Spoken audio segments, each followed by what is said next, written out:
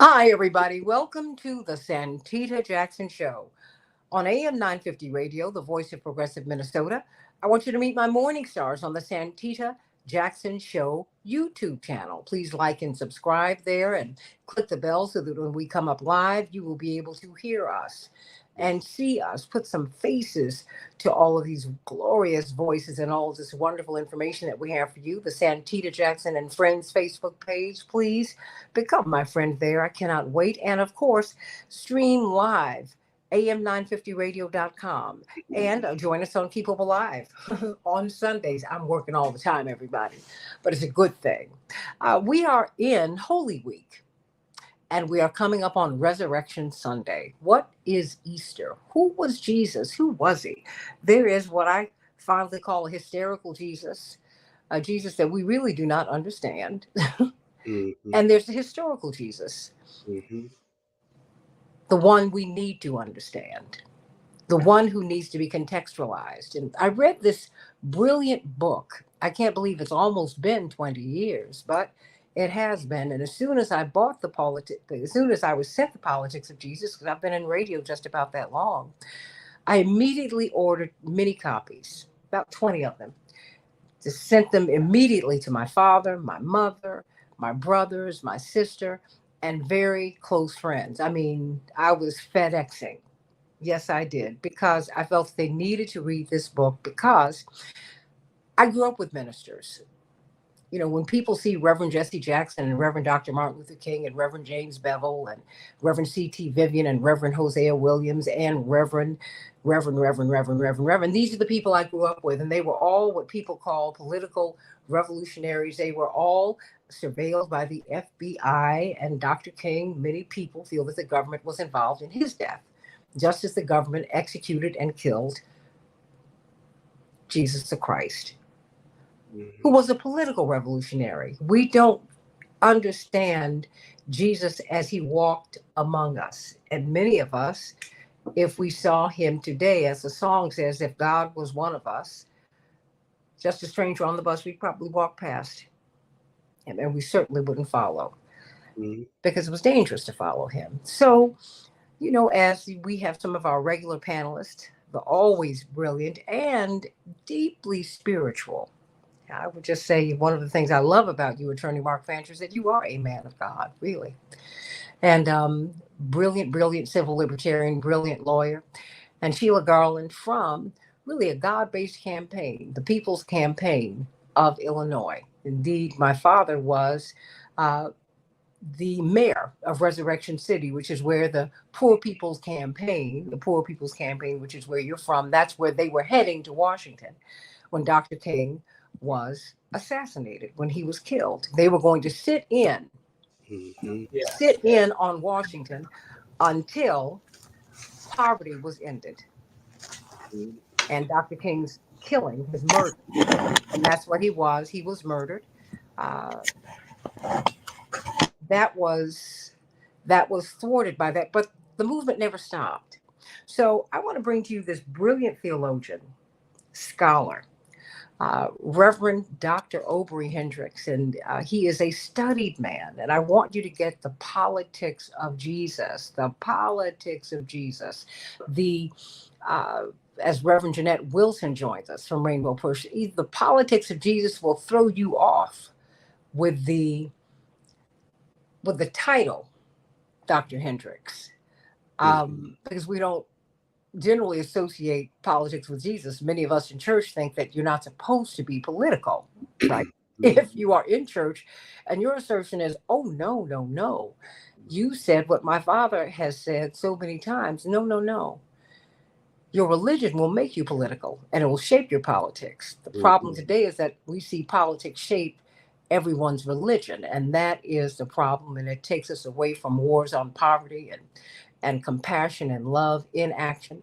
So you tell me, the politics of Jesus, where does the title come from? And what was your book? What is your book about? Well, thank you, Sister Santita. It's always a pleasure to be with you, to talk to you, and great to hear about your wonderful family. And yeah, the politics of Jesus, my God, it's been out like 20 years, and it's still selling. It's still transforming. I'm told transforming people's perspectives. Um, the title of the book comes from the fact that Jesus, there was a pronounced political dimension to Jesus' ministry that has been largely overlooked. And I wanted to put that front and center. And when we talk about the politics of Jesus, of course, we're not talking about partisan politics. Politics has to do with the distribution of goods and services and power and wealth and resources. And Jesus was extremely concerned about those things. In fact, in terms of the distribution of wealth, Jesus talked about poverty and poor people more than anything other than God. And he talked about the distribution of power. I mean, the Lord's Prayer itself talks about power. And in a time when Caesar's kingdom is ruling, uh, Jesus tells his disciples to be concerned for the coming of God's kingdom. Your kingdom come. So that's where the politics and the political dimension is in Jesus' ministry, and it's throughout his ministry. And then we know that he was um, executed for a political crime of sedition. Crucifixion was reserved for those who were found guilty of insurrection against the Roman Empire. And just as a word of clarification, one might say, but weren't there bandits? Weren't there thieves crucified with him? Well, they were. But the Greek was lestai. They were resurrection. Lestai is a terrorist. Remember, Barabbas was outwardly identified as a terrorist, as an insurrectionist, and so that's the politics of Jesus. Jesus' ministry was about the distribution, the redistribution, the just redistribution of power and resources and dignity and freedom, and he died for that political death on the cross. What do we miss about him today? Because it seems like we're not taught that in church. So when you see a Reverend Dr. Martin Luther King, and even when I see my father's ministry, Reverend Jesse Jackson, when I see Reverend Barber, but they're outliers, it Yeah, seems. yeah, And you're saying to me that no, really, they're at the heart of. exactly. Would Jesus have been an outlier in the church today? Oh, absolutely, absolutely. The church would have crucified him again. You got to remember that he was indicted and brought before the authorities initially by the religious figures, the religious establishment. The depoliticalization of Jesus' ministry, the distortion of the nature of his ministry, really goes back to the 4th century with Emperor Constantine. When, well, as we go back, Jesus articulated the faith of the oppressed. He represented and spoke to the faith of the oppressed. That's why he said, "The Spirit is upon me to anointed me to preach good news to the poor and liberation to the oppressed," which is the correct translation. But when Constantine, the 4th century Emperor Constantine, declared himself the 13th apostle appointed by God, which meant that no one could question him, that he said he had a direct lifeline to God. Well, then it's at that point that he started making the religion of Jesus, the faith of Jesus and the oppressed, eventually became the official religion of the oppressor that tortured Jesus to death. And from that point, mainstream Christianity has always identified itself with empire, with the powers that be, going back to Constantine. And so this is the theological lens through which Jesus has been understood for centuries and taught for centuries. Has been taught from above by those who are in power, who want to maintain power, when Jesus really represented those who are below, who are in the resistance stratum rather than the upper dominationist stratum, political stratum. So you're telling us that Jesus was not some meek, mild figure who was apolitical. No, he wasn't meek and mild. I mean, when you go into, I mean, if I came into anyone's house right now and knocked their money off the table, or knocked your dinner off the table, I'd be in deep doo doo. Well, think about Jesus going into the temple, turning over money changers, tables, knocking their money on the floor, and all that. And they didn't do anything to stop him. That doesn't sound like any meek, mild person that I ever heard of. We're also told by Mark that he kept folk from walking across the temple grounds, which was 33 square acres. So that meant he must have mobilized a bunch of folk to do some radical stuff. So no, he wasn't meek and mild. You don't see some hard-nosed fishermen under their father's tutelage and go to them and say, "Hey, follow me," and they get up and follow you, and their father's saying, "Boy, where are you going?" And they say, "Dad, I don't know. This man, he got some power, and I'm going to follow him where he's going." So no, he was a powerful figure, and that's why he could catch the imagination of folk and get them to follow him. Not because he had some kind of halo around his head, or he was so meek and mild that they felt sorry for him, so they followed him. No, it wasn't that. How was he perceived then by the people? I mean, how did the powerful perceive him? Uh, the politically powerful? How did church leadership perceive him? How did middle class, wealthy people? I mean, because there are different strata in society. How Yeah, was well, there weren't too many strata in those society. Actually, there wasn't a Mhm, middle class in those days. But mhm. yeah, the way they, well, the poor people, I mean, the little people, apparently he was articulating what they were feeling or what they were intuiting, and so that's the only reason. That's what would be the basis of his charismatic appeal to them. But now, in terms of those the elites, um, they had no use for him because he questioned their power. For instance, in the 15th chapter of the Gospel of John, Jesus says, I am the true vine. You have no reason. I mean that you're already purified because I've purified you. Which said he was saying that there was no need for the religious establishment at all because um, their main duty was to offer sacrifices to purify people ritually, to be able to approach the throne of God. Jesus said, "You don't need that. All you need is what I'm bringing," and that was a direct challenge to them. So they saw him as a real challenge in terms of the empire. They probably didn't see him. They didn't see him as much of a challenge. They probably saw him as some kind of troublesome guy who might someday really give some real trouble. And so they killed him right away, which is how they did things then. If you seem like you might be a problem for the empire one day, they just got rid of you right away. Jesus didn't have a huge following now. He just had a small dedicated following who actually weren't even that dedicated because they deserted him. So it's not like he had an army that caused problems. It was that they felt that what they knew that what he was saying was anti-imperialist, and they didn't want him to get any more of a hearing than he already had. Well, if he had this small following and he was this nettlesome figure to the biggest empire in the world at the time, how has he gained so much traction over Yeah, the millennia?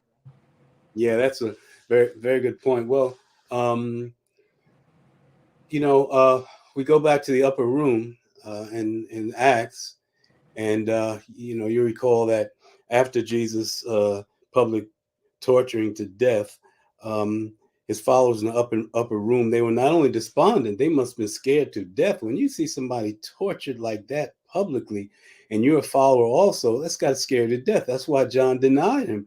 He was scared of having to go the way Jesus went.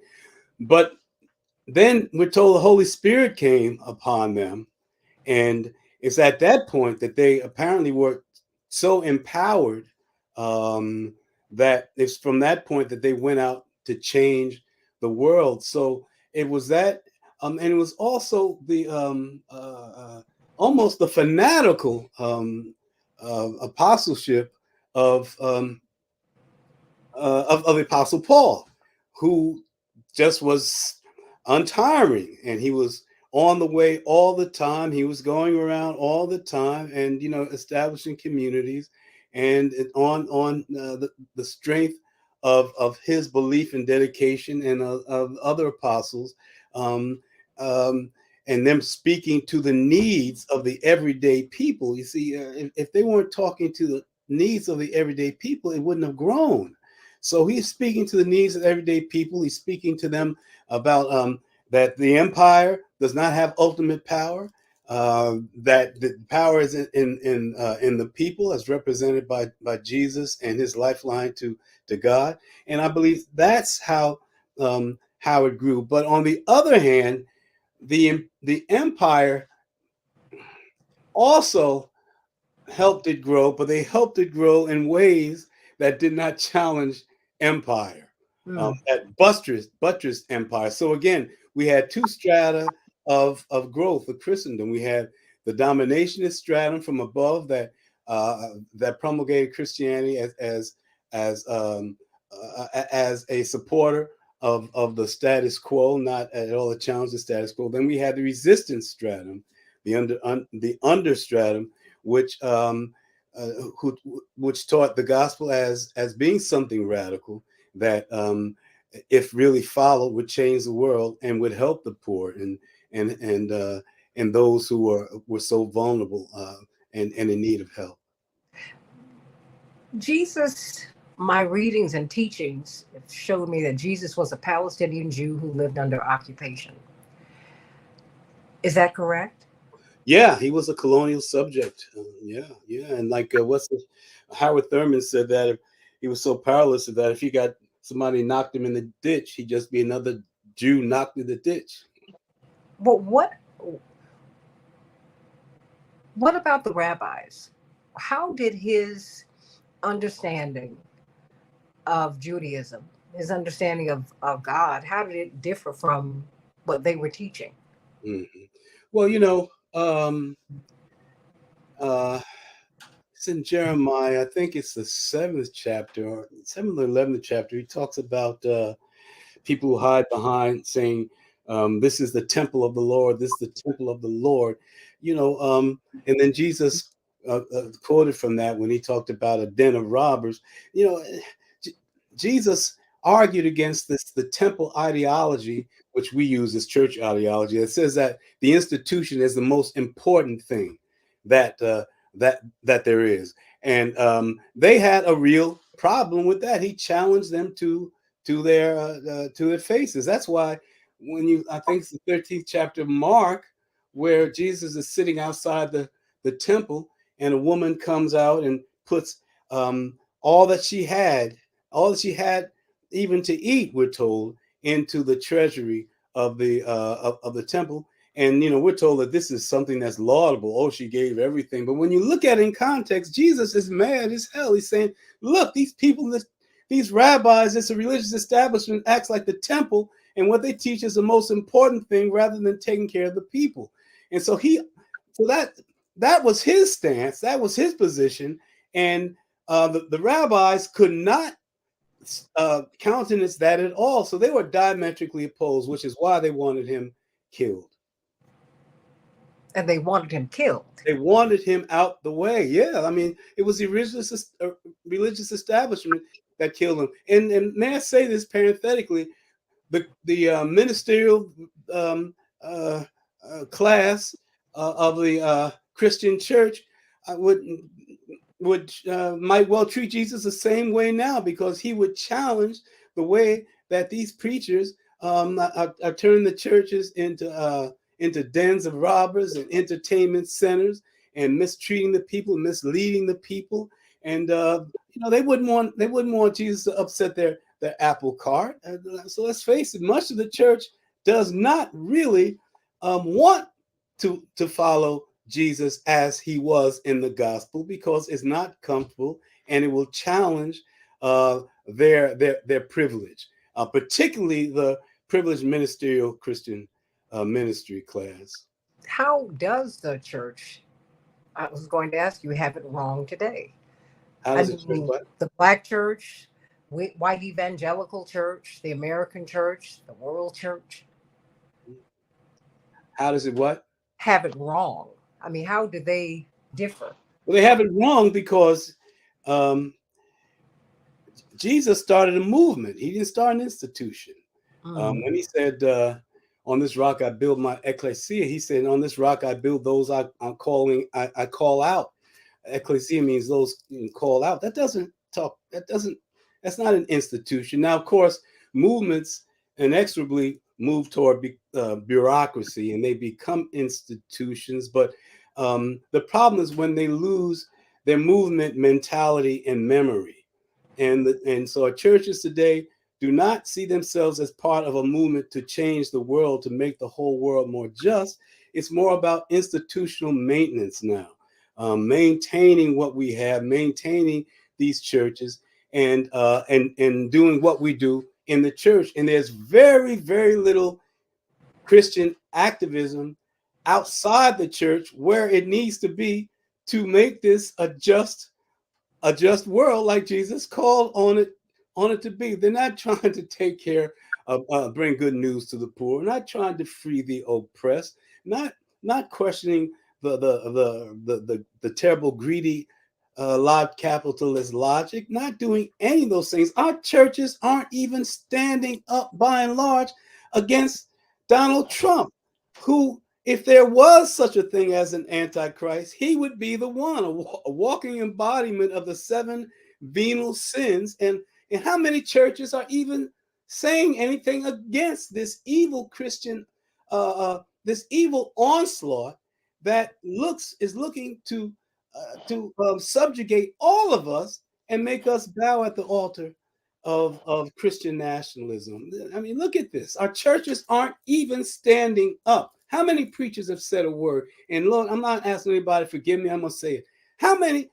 Look at the main. Look at T.D. Jakes, for instance, with all of his fame. What the hell has he done to stand against the evil that that our people are facing? So I don't believe Jesus will want much to do with most of the church. Personally, I can't see it because what they do has very little to do with fulfilling their pastoral or their gospel responsibility as shepherds of the sheep, to try to make this a world of love and justice for all God's children on earth as in heaven. What would be the appropriate way then to celebrate these holy days, Christmas and Resurrection Sunday? Well, I think it's important to remember what this was all about. Good Friday was not good for Jesus. Good Friday I mean, Good Friday needs to be a time of real sober reflection instead of these preaching competitions we have ad infinitum on Fridays. And we should be remembering that this man was executed, and he could have escaped his execution, but he stood like a natural man because they wanted to execute him for standing against the lies and injustice and subjugation of God's people on behalf of the empire and the religious establishment. I think that's the kind of thing we should do. And I love the way Johnny Youngblood, who's now Bishop John Youngblood, the way that he celebrates communion. He just simply says, he'll hold up a cup or hold the bread. He'll just say, "To Jesus." And I mean that, and to me, that really recognizes the freedom fighter courage of this man. And with regard to Resurrection Sunday, I mean, I think it's important to remember that we had the power of love and commitment to justice that overcame the power of empire. They couldn't even keep this poor peasant dead. And that is a word of hope, because it says that if we stand fast, we can defeat these forces of oppression. But of course, that's not how we approach these holy days. But you know what? If you don't mind, Dr. Hendricks, I'd love to keep you to myself. I can talk to you forever and ever and ever. But this is a tremendous panel that I have with us today. We have Sheila Garland from the Poor People's Campaign of Illinois. Of course, she works with Reverend Dr. William Barber, Reverend Jeanette Wilson, pastor, senior advisor to Reverend Jesse Jackson at Rainbow Push, My friend. Attorney Mark Fancher, that's right, Attorney Mark Fancher, Mhm. National Conference of Black Lawyers, many affiliations. He's one of the top civil libertarians in the country. Great man of God. He always pivots us back to that which is moral. And Dwight McKee, let me start with you. He's one of the founders of Operation Push, dean of the Ma'afa Redemption Project, Mm. with, yes, it works with Reverend Dr. Marshall Hatch and Reverend Sharpton, and is one of the founders of Operation Push. Dwight McKee, would you like to ask a question or give a comment? Well, I'll give a comment and I just add a caveat. I see things just a little differently. Even though I think his dissertation is profound, is that I don't see Jesus as a political leader. I see him as a spiritual leader whose goal was to revolutionize people's spirit. And I think once their spirit changed, their priorities changed. And so priorities became the needs of the poor and the orphaned and those in prison. But I think he started with the spirit. And I think that once you convert somebody spiritually, then that transcends their political positions and their status, and their uh, orientation, their social orientation. And so the reason I think that he's so relevant today and that he's beyond party, he's beyond Democrat, beyond Republican, beyond socialist, beyond communist. He is a guy, he is the son of God who was saying that this is what God requires of you as a human being. And once you internalize that as a doctrine and a way of life, then the next great commandment is as a son of God, you also have brothers in Christ. We're all the same in a brotherhood. And so, whatever their status is, whether they're rich or poor, then be not a respecter of them, but make sure that everybody's needs are met, whether they are material needs or spiritual needs.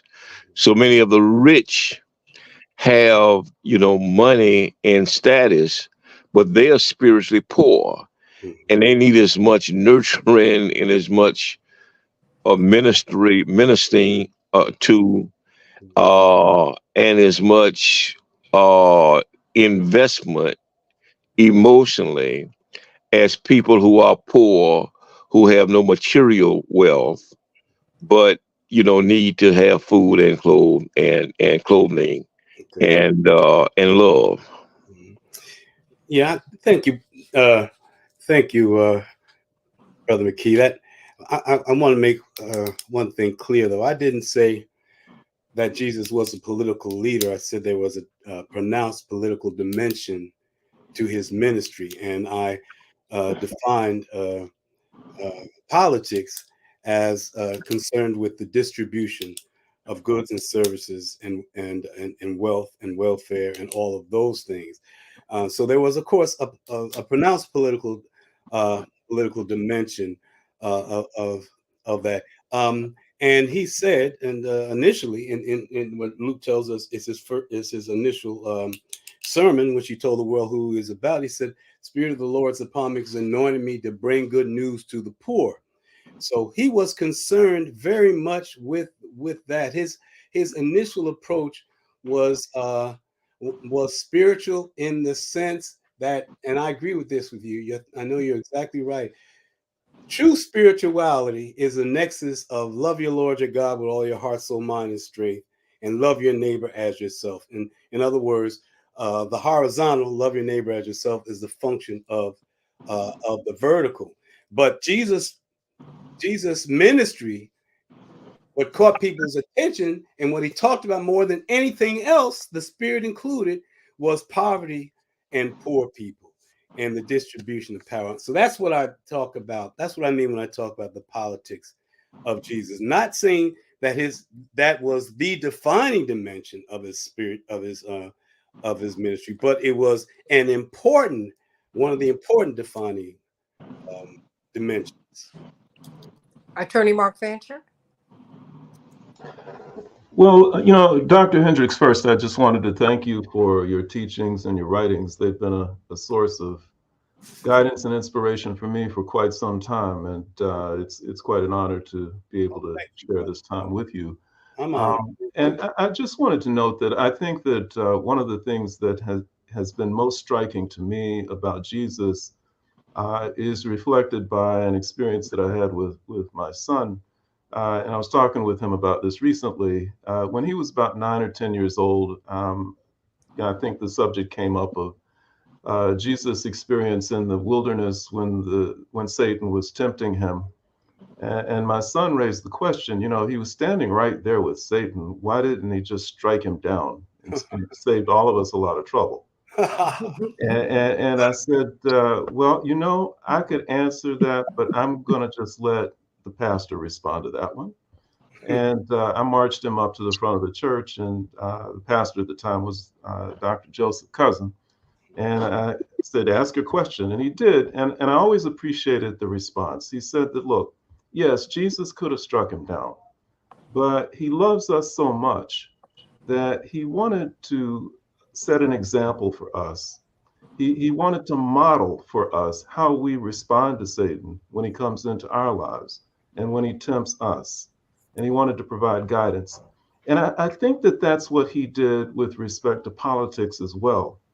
I think that it's not a coincidence that he came into this earth as a colonial subject, and when so many of those who suffer during this time are under colonial occupation or some form of it.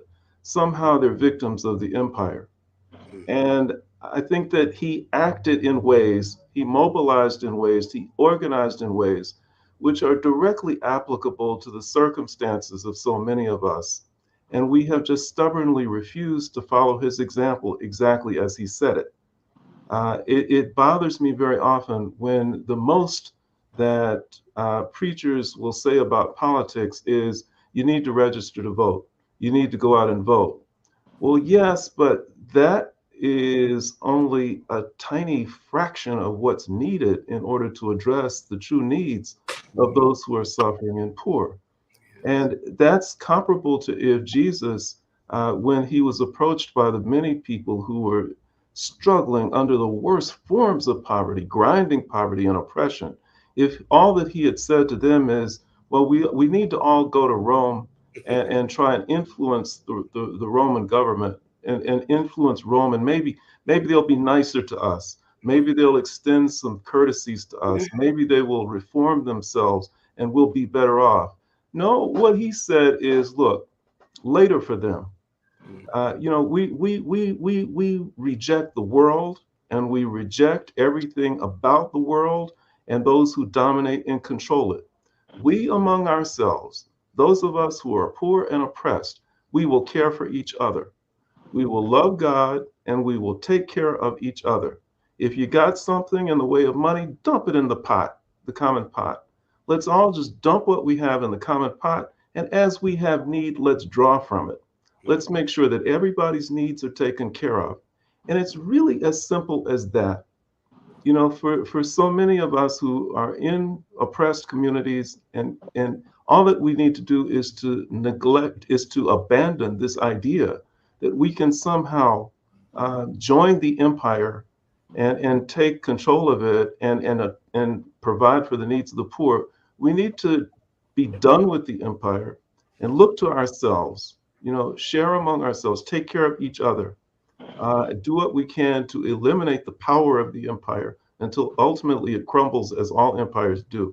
And then we need to rebuild something that is consistent with God's teachings, with the values, the morals that Jesus taught to us and demonstrated for us, modeled for us in ways that are very easy to follow if we're just honest enough to follow his lead.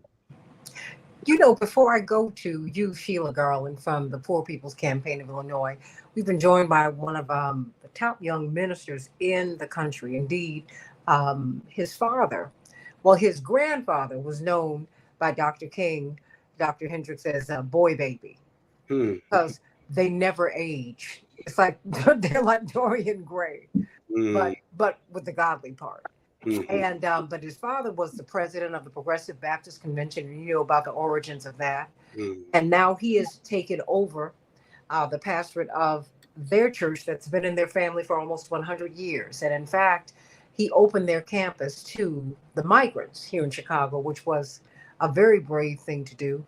And I wanted you to, the whole concept of your book, and he studied all over the world just as you have. And what I love about you, Pastor Thurston, is that you came into the ministry the way Dr. Hendricks would want you to, very studied. So the politics of Jesus, first of all, Reverend Dr. Hendricks, if you don't know Reverend Thurston, Dr. Aubrey Hendricks, one of the foremost theologians of our time. My pleasure, sir. No, sir. It's my pleasure. I've been a fan for a long time. So thank you, brother. I'm honored to share this space with you. And thank you, Santita. This tradition is what I've been brought up in, fighting the power, speaking truth to power. And as Dr. Hendricks was speaking, I totally agree. More preachers need to get up off of their blessed assurance and move beyond their places of comfortability to people to the point of recognizing that if we be like Jesus, we're going to raise hell. You'll see that in my next book. Yes, sir. And the wife's gonna use that on Sunday. Oh my word! Have your way. Yeah, we talk about what would Jesus do. Jesus would flip tables and push back and speak against policies that hurt poor, marginalized, and oppressed people. Jesus lived under Roman rule, a system known for its brutality and exploitation, and that set the stage for understanding Jesus's approach to political authority.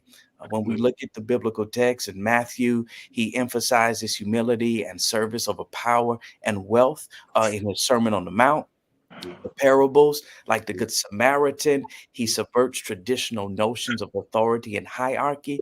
Jesus was for the people. He fought against, and Jesus, I know we churchy and Christian and saved and all of that. Jesus died on the cross for my sin. He was murdered by the Roman government. This was a political assassination. So let's stop being so spiritual and that we skip over the realities of the times of our text. Yes. Jesus was murdered because the Roman government saw him as a threat, because he pushed back against what they were seeking to do to overpower and to oppress people.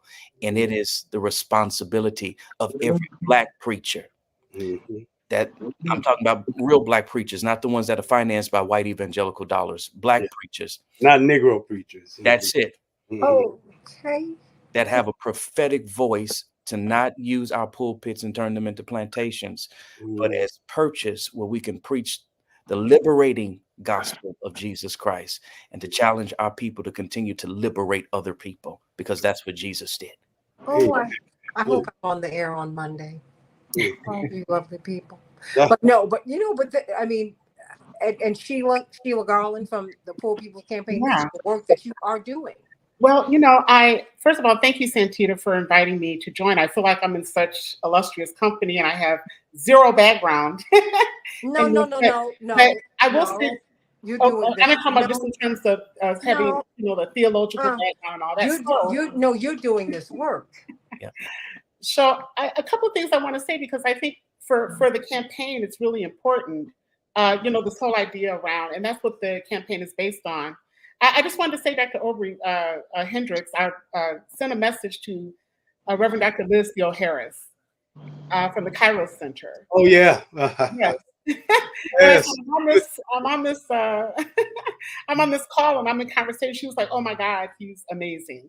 And I was like, I didn't have a chance to do my research, and so I do apologize. But I was reading as much as I could as we were coming on. But there are a couple things I want to say. I mean, I think one of the things that becomes really apparent is the power of the empire to usurp and to reconfigure what is revolutionary and what is in the best interest of the majority. And so I think we see this whole, usurpation of who Jesus was, I mean, I've been in classes with Reverend Dr. Liz Theo Harris and others who do characterize him as a revolutionary person in history, and someone that we should reclaim as a revolutionary, not only within the walls of the churches, but within all of the work that we're doing, because 99% of the people in this country claim some form of religious affiliation. And so the history of this country is one where culturally and otherwise, we have this tradition of religion, connection to Christianity or something. You cannot, dismiss that. And I think that's been some of the problems that we've had with a lot of, with some movements that have tried to separate themselves from the importance of understanding our culture with respect to religion. And I confess I have probably been one of those, because I'm not particularly religious, but in this work with the Poor People's Campaign, it is becoming abundantly clear that you cannot move anything, I think, politically or in terms of rebellion, organizing, and revolution without understanding this history of Jesus Christ and its ability to unite across the various divisions that we know are fabricated. They have no real material root in terms of who we are as a people. My father used to always say, Sheila, no, don't be afraid because nobody on earth is better than you. But Sheila, by the same token, you're no better than anybody else. So that there is this equalization with respect to humanity and that we have to respect each other's humanity. And we've been taught to despise and distrust and to have division when there should not be division. And I think this is one of the messages and lessons that I'm picking up from you, Dr. Hendrickson. Also, so great to have you on, Reverend Hurston. I just feel like I'm in such illustrious company. I'm learning so much. I just want to kind of sit and take notes. But I do have, it's a deep concern of mine, with respect to the kind of organizing and the work that we need to do. I've mentioned on Santita's show before that I grew up in Flint, Michigan.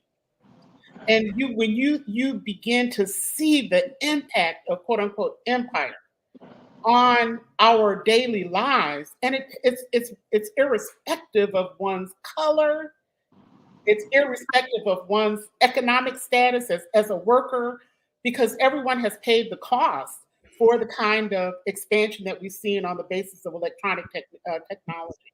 And it's going to get worse. And so having a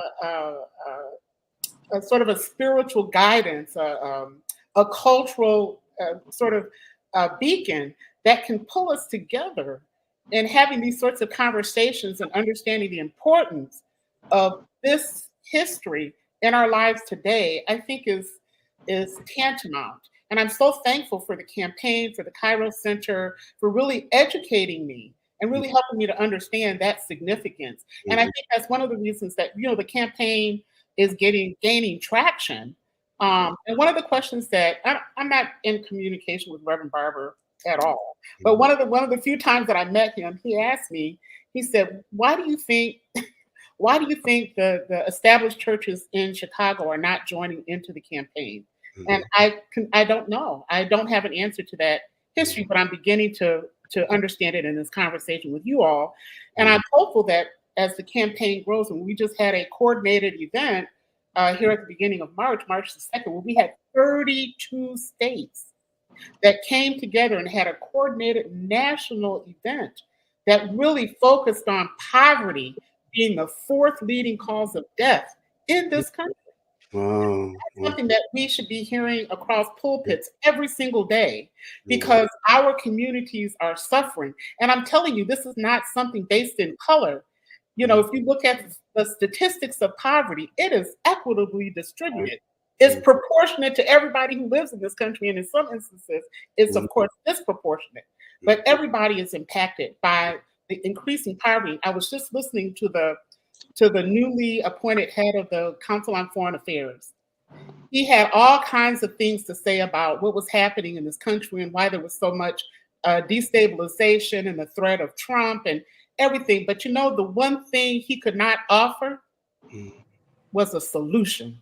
They have no solutions to the poverty that's growing in this country.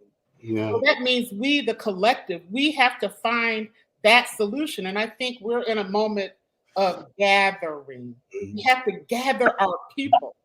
And our people are the people who need change, much like the people in the times of Jesus Exactly. needed a change. They needed somebody.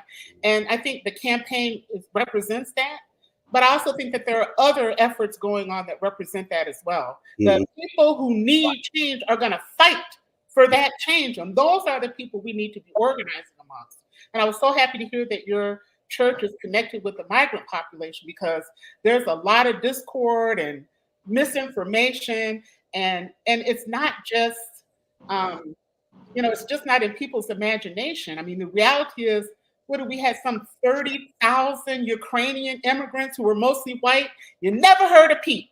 Yeah. From the federal government all the way down to the local government, these people were assimilated into our state, which means that we have the capacity to do that. Why is it in the interest of the government not to do that for these brown and black immigrants that are coming, who, by the way, were invited by this administration to come to the U.S. and have asylum?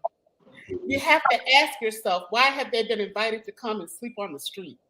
Yeah. Well, Sister, may I you raise an important point. I want to just say this real briefly. You talk about the commonality. The commonality that we should stress is not all kinds of religious doctrines and asking, are you saved, and all that kind of stuff. It is that the basic, and I wrote about this in my most recent book, Christians Against Christianity.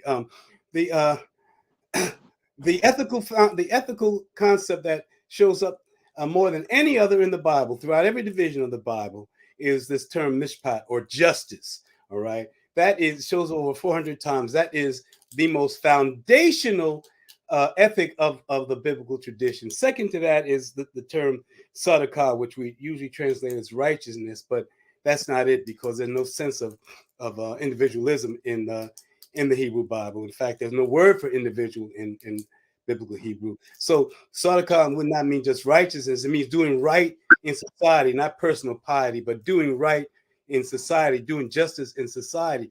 And then what's really interesting is that these two terms are paired together more than any other terms in the whole biblical tradition.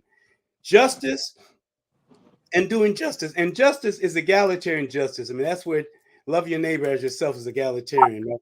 So you get justice and doing justice in society paired together more than any other in the Bible. What do you have? Social justice. So social justice is the most foundational ethic of the biblical tradition. And that is something that we all can hold fast to. Jesus said the core of the gospel is love your neighbor as yourself. Well, that, you see, that's showing up in different forms in every religion. And what that means is wanting for our neighbors the same goods and services and rights and liberation for our neighbors and their loved ones as we want for ourselves. But it also implies struggling for the common good, because we know we'll struggle for the best for our families and our own selves. So that means that if we're to love our neighbor as ourselves, and we're supposed to struggle for the common good for everyone. And if we would lift those up instead of so many Christian doctrines and stuff, many of which don't have any real biblical basis at all, and hold fast to the ethical foundation of the witness, then we could pull more people in. But Christian nationalists are making Christianity look stupid, and we're not really pushing back and defining like we should. I only have about 3 minutes left here. I finally got Reverend Dr. Jeanette Wilson with us. Reverend Wilson, I want Reverend Dr. Hendricks to close this out, but I wanted you, because you are a dear friend and colleague of his, to at least extend greetings. And Sheila, just so that you know, Dr. King is not welcome in most pulpits. The freedom fighters are not welcome there. That ain't that. And they don't embrace this, what Jesus would do. They wouldn't do that. Reverend Jeanette Wilson, who's a living witness. Well, I'm so excited about being here with Dr. Hendricks and my favorite preacher, who calls himself Young, preaching from the smokehouse.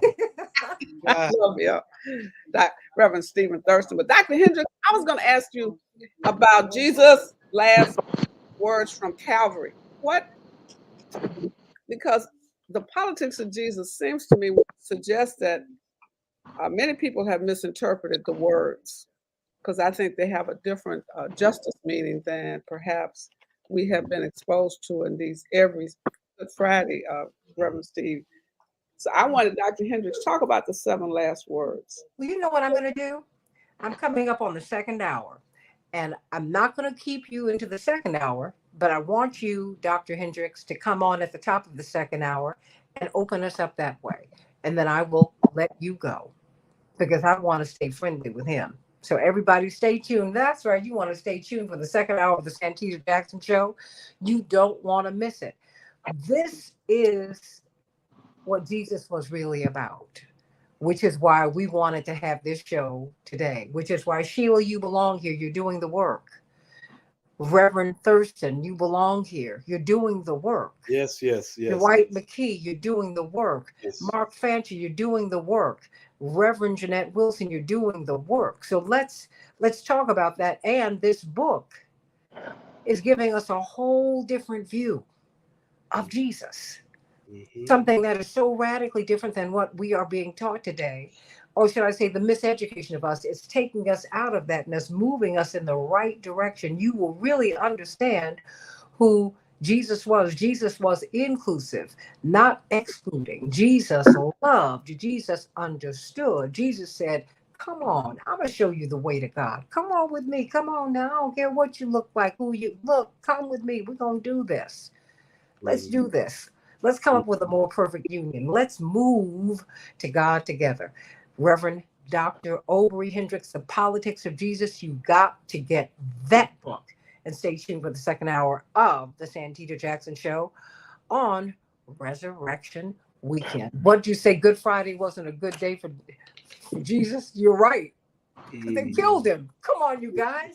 This is what you got to know. Stay right here on AM 950 Radio, the voice of Progressive Minnesota, the Santita Jackson Show. Back in just a minute. What about the 7 last words of Christ? What did they mean? Dr. Hendricks, I cannot wait for your interpretation. Back in just a minute.